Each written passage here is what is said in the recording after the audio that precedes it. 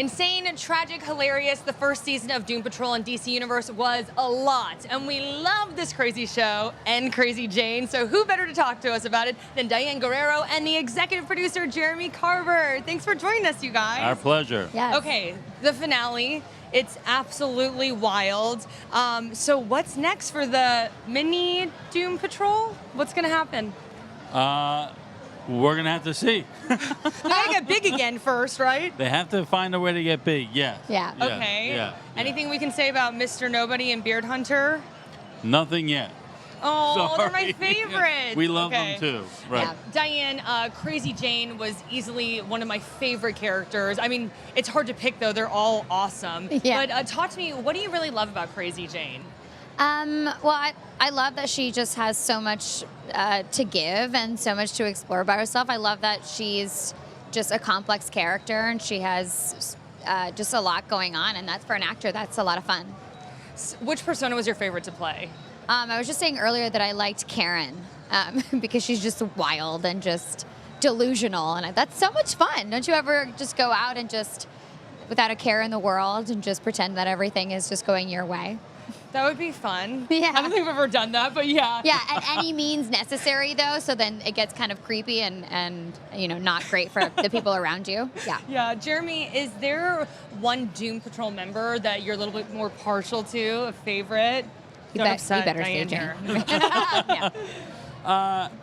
Not really. I mean, you know, you could argue that we started the show, at least in the pilot, sort of bringing in people through the eyes of Cliff, Robot Man. Mm-hmm.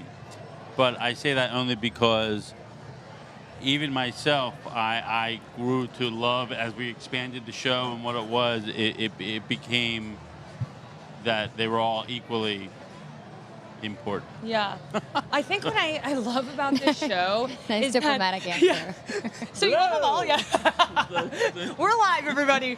But honestly, this show, I was telling you guys earlier, it's easily one of my favorites that I've seen in such a long time.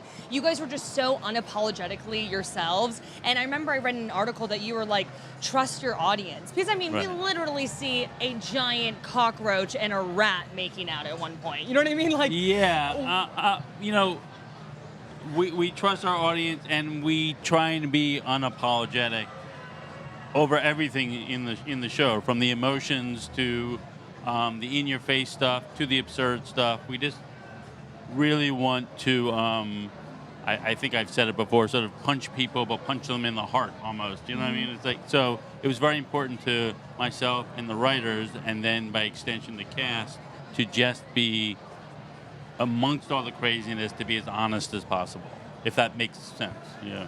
did you ever feel like, oh my, this might be going too far? Or were there any moments that you can think of that you're like, we can't do that one? Any deleted scenes? No, it was, I mean, there were a couple things that, you know, the butts are loose, you know, when the butts started coming together, you know what I mean? It was like, we're doing it, we're really doing it, you know. The cockroach kissing the rat was like, you know, for a while that was just 5 minutes of just nothing, because the visual effects weren't done yet. So like, oh dear, what's this going to look like? But no, everything came together wonderfully well. So we took a lot of risks, and luckily we had the brilliant people to pull it off. Yeah. I'd like to hear both of your opinions on this. What I absolutely loved about this show is that all the characters are so flawed, and they're a little bit stubborn in the beginning, but we see so much self-correction throughout the show. I mean, would you guys agree with that? And do you think that's why that's resonated with people? Absolutely. Like, life is a journey, and it's trial and error. And I love seeing these characters just continue to pick themselves up day in and day out after experiencing some really heavy stuff and heartbreak and reliving trauma. You know, all of those things are things that we deal with on a day-to-day basis. I love how truthful we are in delivering these stories. What, would you agree? I agree. She said it best. I couldn't add to that, yeah. You're like, I have nothing to add to that. Said. What she said. Can you talk a little bit more specifically about Jane and her journey and what you enjoyed about that? Well, she's a woman who's experienced trauma, obviously has a lot of demons that she's battling, and that she has to fight with a lot of her personalities that are trying to surface, that are essentially out of control at times, like our emotions sometimes can be a little out of control. And I connect with that a lot because I know what it is to experience and trauma and having to relive that by things triggering you.